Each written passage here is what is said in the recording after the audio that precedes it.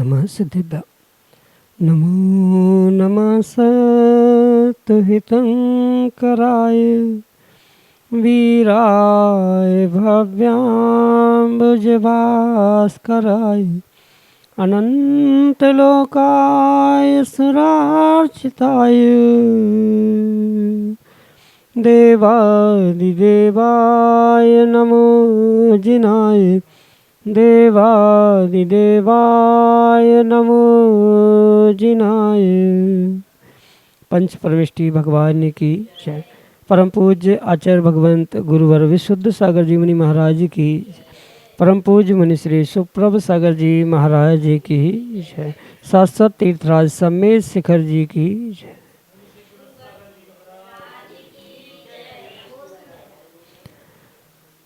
जहाँ से अनंत जीवों ने अपने अनंत सुख को प्राप्त करके अपने मन को निर्विकल्प बना लिया, अपनी आत्मा को निर्विकल्पता प्रदान कर दी, ऐसे उस शाश्वत तीर्थराज सम्मेद शिखर की यात्रा को चलते हुए निर्ग्रंथ हमें अपने समय से समय निकाल करके और हमारे मन की निर्विकल्पता का उपाय सम्यक समाधान के रूप में प्रदान कर रहे हैं। और जहाँ तक व्यक्ति प्रयास करता है अपने मन को निर्विकल्प बनाने का, वही उसके आत्मा का वास्तविक सुख होता है। परम पूज्य आचार्य भगवंत गुरु और विशुद्ध सागर जी महाराज के मंगल सुभाषित से परम पूज्य मुनि श्री सुप्रभ सागर जी महाराज ने हमें आत्म कल्याण रूपी अनूठी विधा प्रदान की है। आप भी अपना समीचीन विकल्प भेज करके परम पूज्य मुनि श्री से सम्यक समाधान प्राप्त करने का पुरुषार्थ करें। प्रारंभ करते हैं आज का सम्यक समाधान। और आज के पहले विकल्प के लिए चेतन प्रकाश जैन मुंबई महाराष्ट्र से महाराज श्री के चरणों में बारंबार नमोस्तु करते हुए अपना समीचीन प्रश्न रख रहे हैं कि महाराज श्री, श्रावक को सिद्ध भक्ति का जाप करना चाहिए या नहीं। हमारे समीचीन विकल्प का सम्यक समाधान करने की अनुकंपा करें। नमोस्तु महाराज जी, नमोस्तु। ओम नमः सिद्धम। परम पूज्य आचार्य भगवान गुरुवर विशुद्ध सागर जी महाराज की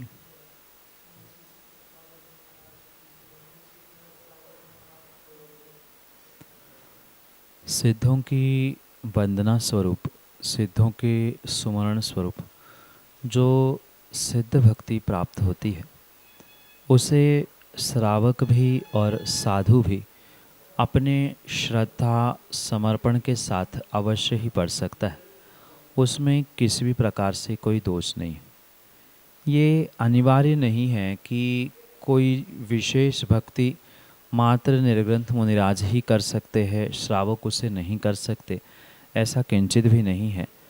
श्रावक हो अथवा साधु हो, जिनको सिद्धों के प्रति विशेष समर्पण है, या मैं तो कहता हूँ कि जीवन में जिनको अपने प्रत्येक कार्य में सिद्धि को प्राप्त करना है, ऐसे उन श्रावक और साधु दोनों के लिए इस सिद्ध भक्ति की विशेष आराधना करना आवश्यक ही नहीं अपितु अनिवार्य हो सकती। इसलिए ध्यान रखें कि अपने शक्ति के अनुसार अगर कोई श्रावक सिद्ध भक्ति का पाठ कर रहा है, उसका जप जाप कर रहा है, तो भी उसमें कोई दोष नहीं है। ये सत्यता समझे कि जिन जीवों को अपने प्रत्येक कार्यों में, गृहस्थी के हो, धार्मिक हो, आध्यात्मिक हो, किसी भी प्रकार के कार्यों में अगर सिद्धि प्राप्त करनी है तो उनके लिए उस सिद्ध भक्ति से ही अपने दिन को, अपने कार्य को प्रारंभ करने की आवश्यकता है। चाहे वह सिद्ध भक्ति लघु रूप हो, दीर्घ रूप हो, क्योंकि अनेक प्रकार की सिद्ध भक्ति आगम ग्रंथों में प्राप्त होती है। प्राकृत की, संस्कृत की, बृहद, लघु अनेक प्रकार की है। तो जैसा समय है वैसे समय का सदुपयोग करते हुए सिद्ध भक्ति के साथ साथ उन क्रियाओं को, उन कार्यों को प्रारंभ करें और अपने कार्यों को, अपने जीवन को सिद्ध बनाने का, और वास्तव में उन सिद्धों समान हम भी सिद्धि को, मोक्ष को प्राप्त करें, इन भावनाओं से सिद्ध भक्ति आदि करें। और उसके जप जाप को भी करने में कोई दोष नहीं है। श्रावक भी ऐसे सिद्धों के सुमरण रूप अपने कार्य की सिद्धि के लिए प्रतिदिन सिद्ध भक्ति का जाप कर सकता है, जप भी कर सकता है, और करना ही चाहिए। श्रेष्ठतम कार्य उसके जीवन में तभी घटित होता है जब वह सिद्ध भक्ति से अपने कार्यों को प्रारंभ करता है, उसके जप जाप से कार्य की, जीवन की सिद्धि को प्रकट कर लेता है। यही आपके लिए सम्यक समाधान।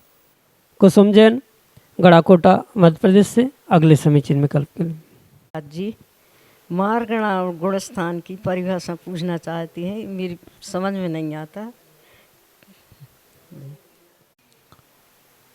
गुणस्थान और मार्गणा ये जीवों को खोजने के लिए बनाए गए सामान्य विशेष कथन प्रणाली को आगम के परिप्रेक्ष्य में समझना होगा। जैसे इस संसार में अनेक प्रकार के जीव हैं, उन अनेक प्रकार के जीवों को जो सामान्य अपेक्षा से पहचाना जाता है, देखा जाता है, वह मोह क्षोभ की जो अवस्था है उसे गुणस्थान कहा जाता है। और वही जब विशेष तरीके से जीवों को खोजा जाता है, पहचाना जाता है, वह मार्गणा स्थान के रूप में समझने की आवश्यकता है। अगर सामान्य परिभाषा गुणस्थान की करें तो शब्द ही स्वयं कह रहा है गुणस्थान। जो गुणों का स्थान है वह गुणस्थान होता है, जो कि 1 से लेकर 14 संख्या मान में स्वीकार किया जाता है। मोह की और योग की जो अवस्था विशेष है, यह गुणस्थान जीवों के भावों का और भावों की विशुद्धि के निमित्त से प्रकट होने वाली व्यवस्था है, जो कि मिथ्यात्व से लेकर अयोग केवली तक, मतलब पहले गुणस्थान से 14 गुणस्थानों तक जीवों की प्राप्ति होती है। जो एक मिथ्यात्व से सहित जीव है, मिथ्या दृष्टि है, वह पहले गुणस्थान वर्ती स्वीकार किया जाता है। और जो अरिहंत भगवान है उनका अंतिम 14वां गुणस्थान है। प्रत्येक गुणस्थान का स्वरूप भी समझने योग्य है, पर चूँकि उतना समय पर्याप्त नहीं है कि एक एक गुणस्थान के विषय में समझे, इतनी ही विशेषता समझे कि जीव के जो मोह की अवस्था और योग की अवस्था, दोनों की मिश्रावस्था, कहीं मात्र मोह की, कहीं मात्र योग की, ऐसी जो व्यवस्था भावों की विशुद्धि के रूप से एक तय करती है, वह गुणस्थान कहलाता जाता है। और गति, योग, दर्शन आदि के निमित्त से जीवों की जो पहचान की जाती है कि जीव कितने प्रकार से है, तो यह 14 प्रकार की गुणस्थान के बाद ये मार्गणाओं की खोज की जाती। ऐसे गुणस्थान, मार्गणा आदि 20 प्ररूपणा आचार्य भगवंतों ने कही है, जिसके माध्यम से जीवों का कथन किया जाता है। ये तो आप बहुत अच्छे से जानते होंगे कि संसारी जीव और मुक्त जीव 2 प्रकार के जीव होते हैं। संसारी जीवों के भी त्रस्थावर, पुनः त्रस्थावर के भेद। ऐसे जो जीवों की खोज करते करते उसकी सूक्ष्मता की पहचान की जाती है। एक्चुअल उनका जो स्थान स्वीकार किया जाता है, गई इंद्रिय चकाए जोगे वेदे कसाय नाणेय, इस प्रकार से गाथा श्लोक देते हुए आचार्य भगवंत कहते हैं गति, कषाय, योग आदि ये जो मार्गणाएं हैं, मतलब मार्गणा यानी जीवों का मार्ग कहाँ से कहाँ तक होता है, किस प्रकार से उनका इस संसार में परिभ्रमण चल रहा है। गति के माध्यम से 4 गतियाँ है, योग कैसे है, कषाय 4 है, तो 4 कषायों में कौन से जीव कैसे प्राप्त होते हैं, ये जो खोजा जाता है, उनका एक मार्ग तय किया जाता है, उसे मार्गणा के रूप में स्वीकार किया जाता है। क्योंकि समयाभाव में पूर्ण रूप से विस्तार से समझना संभव नहीं है, पर इतना मात्र समझे कि भावों की विशुद्धि जो योग और मोह क्षोभ आदि के निमित्त से बनती है, ऊपर नीचे होती है, वह गुणस्थान के रूप में स्वीकार किया जाता है। गति, कषाय, योग, ज्ञान आदि के निमित्त से जो जीवों का स्थान तय किया जाता है, निर्धारण किया जाता है, उसे मार्गणा कहा जाता है। सामान्य कथन गुणस्थान कहा जाता है और विशेष कथन मार्गणा के रूप में कहा जाता है। यही आपके लिए संक्षेप से सम्यक समाधान। श्रीमती अरुणा जैन, नीलवड़, भोपाल, मध्य प्रदेश से अगले समीचीन विकल्प के लिए। राज जी, मेरा एक क्वेश्चन है, मूर्तियों पे महिलाओं के नाम क्यों नहीं लिखे जाते? यदि किसी घर में कोई महिला के लिए वो मूर्ति विराजमान करवाना चाहती है तो मूर्तियों में उसका नाम लिखा जाता है, फिर ऐसा क्यों बोला जाता कि मूर्तियों में महिलाओं के नाम क्यों नहीं लिखे जाते? इसका मुझे समाधान चाहिए। भगवान की प्रतिमाओं पर जो प्रशस्ति के रूप में पुण्यार्जक परिवार के या जो प्रतिमा विराजमान करने वाले जीवों के नाम लिखे जाते हैं, उनमें कई स्थानों पर महिलाओं के नाम नहीं लिखे जाते। ये सत्य है, पर इसके पीछे कोई ऐसा ठोस आगम प्रमाण नहीं है कि प्रतिमाओं पर महिलाओं के नाम लिखे नहीं जाने चाहिए, कि इनके ही लिखने चाहिए। ये सत्य है, किसी एक गोत्र विशेष का नाम वहाँ पर आना चाहिए, अमुक गोत्रोत्पन्न आदि करते हुए उनका नाम परिवार का लिखने में आगम के परिप्रेक्ष्य में कहीं भी किसी भी प्रकार से दोष नहीं है। पर चूंकि तात्कालिक कुछ क्षेत्रों की ऐसी एक व्यवस्था बन चुकी है, कुछ विद्वानों की और कुछ क्षेत्रीय परंपरा कह दो, सामाजिक व्यवस्था कह दो, जिन कारणों से महिलाओं के नाम लिखने के लिए स्पष्ट रूप से निषेध किया जाता है। जबकि पूर्व काल में अगर देखा जाए तो पूर्व काल में कई सारी प्रतिमाएं ऐसी है जो महिलाओं ने अपने एक एक पैसों को, चवन्नी अठन्नी को इकट्ठा करते हुए बनवाए हैं। जैसे जबलपुर के पिसनहारी मड़िया का मंदिर प्रतिमाएं जी, इतना ही नहीं अपितु द्रोणागिर में भी अनेकानेक स्थानों पर ये प्राचीन काल से, पूर्व काल से महिलाओं की प्रशस्ति के साथ नाम प्रतिमाओं पर लिखे हुए अवश्य ही मिलते हैं। इसमें कहीं से कहीं तक आगम के परिप्रेक्ष्य में दोष नहीं है। पर पुनः ये बात ध्यान रखें, यद्यपि शुद्धम लोक विरुद्धम ना करणीयम ना चरणीयम, मतलब शुद्ध होने पर भी, आगम सम्मत होने पर भी तात्कालिक वर्तमान की परिस्थिति, विद्वानों का निर्णय कह दे या क्षेत्रीय परंपरा कह दे, इन कारणों से ही प्रतिमाओं में वर्तमान में कई स्थानों पर महिलाओं के नाम नहीं लिखे जाते। आज भी ऐसे कई सारे स्थान हैं, प्रांत है, देश है, जहाँ पर महिलाओं के नाम प्रशस्ति के रूप में प्रतिमाओं पर लिखे जाते हैं, तो वहाँ पर लिखे जाते, वो वहाँ की व्यवस्था है। और यहाँ अगर किन्हीं स्थानों में किन्हीं विद्वानों के द्वारा नहीं लिखवाए जाते हैं तो ये एकमात्र वर्तमान की व्यवस्था, तात्कालिक क्षेत्रीय व्यवस्था है, इसका कोई भी आगम प्रमाण नहीं मिलता। यही आपके लिए सम्यक समाधान। लक्ष्मीचंद जैन, गढ़ाकोटा, मध्य प्रदेश से अगले समीचीन विकल्प के लिए। नमोस्तुभ्यं, नमोस्तुभ्यं। महाराज जी हमारे लिए गुस्सा आती है, उसका क्या उपाय है, कम किया जाए? गुस्सा व्यक्ति का बहुत बड़ा शत्रु है, और जब तक व्यक्ति उस गुस्से को कंट्रोल करना नहीं सीख पाता, कम करना नहीं सीख पाता, तब तक किसी भी प्रकार से वह अन्य क्षेत्रों में कितना ही सफल क्यों ना हो जाए, पर उसकी वह सफलता, उसकी वह कामयाबी यशाकीर्ति के रूप में सर्वत्र नहीं प्रस्थापित हो सकती। कहने का मतलब इतना सा है कि अनेक गुण होने पर भी मात्र एक गुस्सा या क्रोध कषाय ये इतना बड़ा शत्रु व्यक्ति का हो सकता है, जो स्वयं का भी, स्वयं के साथ अन्य जीवों का भी, और मात्र इस लोक में ही नहीं अपितु परलोक में भी पूर्ण रूप से नुकसान और एक अयशाकीर्ति कह दो या दुर्कीर्ति के रूप में फलीभूत होने की पूर्ण रूप से संभावना है।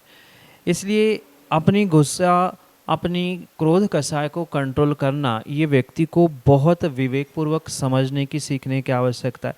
ऐसा किंचित भी नहीं है कि कोई व्यक्ति गुस्से को कंट्रोल नहीं कर सकता है। गुस्से को कंट्रोल करने के लिए व्यक्ति अगर पुरुषार्थ करे और कम से कम उसे इतना समझ में भी आए कि हमें गुस्सा आ रहा है, मैं कषाय करने वाला हूँ, तो भी वह बहुत कुछ अपने आप को उस गुस्से से, कषायों से दूर रखने की संभावना हो सकती। निमित्तों को दोष देने से काम नहीं होता। बहुत सारे जीव यही सोचते हैं कि उनके कारण से हमें गुस्सा आ रही है, वो हमारे साथ ऐसा करते हैं, इसलिए हम उनके साथ हमने गुस्सा किया, क्रोध किया। तो ये मात्र कहने की बातें होती है। वास्तविकता यही है कि निमित्त कैसे ही क्यों ना प्राप्त हो, पर हमें अपने स्वयं के उपादान को समझते हुए ही ये निर्णय करना होगा कि गुस्सा करने से नुकसान हमारा व्यक्तिगत रूप से है और दूसरे किसी का नहीं। इसलिए गुस्से को कम करने के लिए जो बहुत सारे उपाय हैं, उसमें से सबसे पहला और सबसे आसान उपाय है कि जिनके निमित्त से हमें गुस्सा आ रहा है, उन निमित्तों से सबसे पहले बचने का प्रयास करें। कई बार ऐसा होता है कि किन्हीं व्यक्तियों को देखते ही हमें बहुत सहजता से ही गुस्सा आती है, कुछ लेना देना नहीं है, बोलचाल भी नहीं है, पर फिर भी व्यक्तियों के पास पहुंचते हुए ही अपने आप उनको देखकर, उनसे मिलकर गुस्सा आती है। तो ऐसे व्यक्तियों से, ऐसे निमित्तों से हम बुद्धिपूर्वक बचने का प्रयास करें, जिससे हम अपनी कसाय, अपनी गुस्से को, अपने क्रोध को कंट्रोल कर सकते। दूसरी बात, हम ये नोटिस करें, हम ये समझें कि हमें गुस्सा किस समय पे आ रहा है, किस पर्टिकुलर स्थान पे आ रहा है, क्योंकि कुछ स्थान, कुछ भूमियाँ या कुछ क्षेत्रों का, कुछ काल का जीव के साथ, व्यक्ति के साथ कुछ ऐसा पूर्व नियोग होता है कि उन स्थानों पर पहुंचने से व्यक्ति को अपने आप गुस्सा आती है। उन व्यक्ति के पास पहुंचने से जैसे गुस्सा आती है, ऐसे ही उन स्थानों पर पहुंचने से या दिन के कुछ एक पर्टिकुलर टाइम में ही व्यक्ति को बहुत गुस्सा आती है। तो पहले तो ये नोटिस करना चाहिए कि हमें कौन से टाइम पे आ रही है, कौन से स्थान पर आ रही है। तो उस टाइम को, उस काल को, उस क्षेत्र को हम टालने का प्रयास करें, उससे बचने का प्रयास करें। तीसरी बात ये भी ध्यान रखने योग्य है अपने गुस्से को कंट्रोल करने के लिए कि अगर हमें पता है कि हमें गुस्सा आने वाला है, जैसे व्यक्ति को छींक आने से पहले एक क्षण पता चलता है कि अब मुझे छींक आने वाली है, व्यक्ति अपना रुमाल निकालता है, कुछ नहीं कर पाए तो हाथ लगाता है, एक्सक्यूज़ मी कहता है, सॉरी कहता है। तो जैसे छींक आने से पहले समझ में आता है, बिल्कुल ऐसे ही गुस्सा आने के पहले और तीव्र गुस्सा आने के पहले तो बिल्कुल व्यक्ति को समझ में आता है कि अब मैं चिड़चिड़ करने वाला हूँ, अब गुस्सा आने वाला है।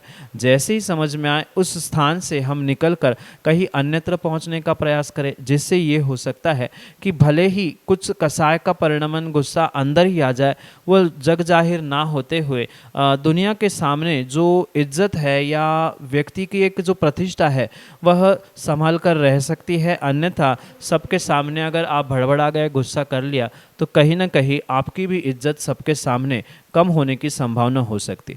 इसलिए जैसे ही पता चले कि अब गुस्सा आने की संभावना है, एक क्षण अभ्यास करें कि ये अभ्यास करने से समझ में आ सकता है कि कब हमें कैसे भाव उत्पन्न होने वाले हैं, तो हम उस गुस्से से भी बच सकते हैं। अगली बात, अगला कारण भी हम ये समझ सकते हैं, जैसे ही गुस्सा आ जाए या आने लग जाए, हम ज़ोर ज़ोर से नमोकार मंत्र या भक्तांबर का पाठ करना शुरू कर दे, क्योंकि कषाय के निमित्त से जो अंतरंग में एक ऊर्जा बनती है, जो नकारात्मक ऊर्जा है, उस नकारात्मक ऊर्जा को आपने सकारात्मक ऊर्जा में परिवर्तित कर दिया। ज़ोर ज़ोर से नमोकार पढ़ना शुरू कर लिया, भक्तांबर का पाठ करना शुरू कर लिया, तो अवश्य ही वह गुस्सा रूपी जो नकारात्मकता, नकारात्मक ऊर्जा थी, वह सकारात्मकता रूप से फलीभूत होगी। गुस्से से भी बचे, आपका जो कर्माश्रव था उससे भी आप बचे, जो अयशाकृति या अपकीर्ति हो रही थी वहाँ से भी आप बचने की संभावना हो सकती है। और भी अगर समझ में आए कि हम गुस्से को नहीं निकाल पा रहे हैं, तो एकांत में पहुंचकर कुछ ऐसी प्रक्रिया करें, जैसे माना कि भक्तांबर पढ़ने का भी मन नहीं है, नमोकार नहीं पढ़ पा रहे, तो कमरा बंद करते हुए ज़ोर से चिल्लाते हुए अपने उस नकारात्मकता को बाहर करने का प्रयास करें, जिसके माध्यम से वह गुस्सा रूपी नकारात्मकता बाहर निकल जाएगी। बहुत अच्छी बात तो यही है कि हम उस गुस्से को पीना सीख ले, उसको परिवर्तित करने का प्रयास कर ले, पर नहीं कर सकते हैं तो इतना अवश्य ही कर सकते। और सबसे आसान तरीका गुस्सा शांत करने का ये हो सकता है कि जब भी गुस्सा आ जाए, सबसे पहले एक ठंडा ग्लास पानी अपने मुख में डाले, पर मुख में डालते ही गले से नीचे उतारने के पहले आधा एक सेकंड उस ठंडे पानी को अपने मुख में रखें और उसका अनुभवन करते हुए पानी को अंदर उतारने का, गुटकने का प्रयास करें, जिससे वह पानी जैसी ठंडी होती हुई वह गुस्सा भी अपने भीतर ही समा जाएगी, बाहर नहीं निकल सकती। यही आपके लिए सम्यक समझ। गढ़ाकोटा मध्य प्रदेश से श्रीमती सविता जैन अगले समीक्षण विकल्प के लिए। महाराज जी, हमारा बेटा है, वो पैरों से बहुत परेशान है, 2 साल हो गए थे, उसको 2-3 ऑपरेशन भी हो गए, फिर भी ठीक हो भी पे नहीं आ पा रहा। इसके क्या उपाय करें महाराज जी? क्या कौन से कर्मों का अदाय है हम लोग का? माँ, संसारी जीवों के साथ कहीं ना कहीं उनका पूर्व जन्म का कर्मोदय अवश्य ही साथ चलता है, जिसके कारण से जीवन में, घर में, परिवार में अच्छा बुरा होना, सुख दुख आदि प्राप्त करना, ये स्वाभाविक रूप से देखने में आता है। जैसे घर परिवार में कोई व्यक्ति बीमार है, चाहे बुजुर्ग माता पिता बीमार हो या कोई बालक बीमार हो, बेटा बेटी बीमार हो या अन्य भी कोई सदस्य परिवार में बीमार है, तो ये सत्य है कि मात्र उस ही व्यक्ति का नहीं अपितु पूरे परिवार का वहाँ पर कुछ न कुछ पाप कर्म का, असाता वेदनी कर्म का उदय चल रहा है। जो व्यक्ति स्वयं बीमार है, जो बेटा स्वयं बीमार है, उसके तो असाता वेदनी कर्म का उदय चल ही रहा है, जिसके कारण से उसे बीमारी हो गई, सुख शांति का वो अनुभव नहीं कर पा रहा है। पर मात्र बेटे का ही नहीं अपितु वहाँ घर परिवार में रहने वाले एक एक सदस्य का कहीं न कहीं असाता वेदनी का तीव्र उदय होने के कारण से ही ऐसा नियोग, ऐसा संयोग बना है कि वह बेटा या वह व्यक्ति बीमार है और उसकी सेवा करना, उसके निमित्त से बहुत सारा अर्थ खर्च करना, मतलब पैसा खर्च करना, ये स्वाभाविक रूप से देखने में आता है। उस बेटे का असाता वेदनी भी, साथ में पूरे परिवार का भी असाता वेदनी कर्म का उदय, और पूरे परिवार का मात्र असाता ही नहीं अपितु अन्य भी बहुत सारे कर्मों का उदय हो सकता है, क्योंकि मात्र किसी एक कर्मोदय से ही व्यक्ति का जीवन नहीं चलता है। संसारी जीव के साथ प्रतिपल अनेकानेक कर्म और अनेकानेक कर्म प्रकृतियों का उदय होते हुए देखने में आता है। जैसा कर्मों का क्षयोक्षम है वैसा ही कार्य जीव के साथ घटित होता है। इसलिए अनेक कर्मों में मुख्यतः बीमारी के निमित्त से आचार्य भगवंत असाता वेदनी कर्म की कहते हैं, और उस असाता वेदनी कर्म के ही मुख्यता से जीव व्यक्ति स्वयं बीमार होता है और परिवारजन भी उसी कारण से उसकी बीमारी से परेशान रहते हैं। यही आपके लिए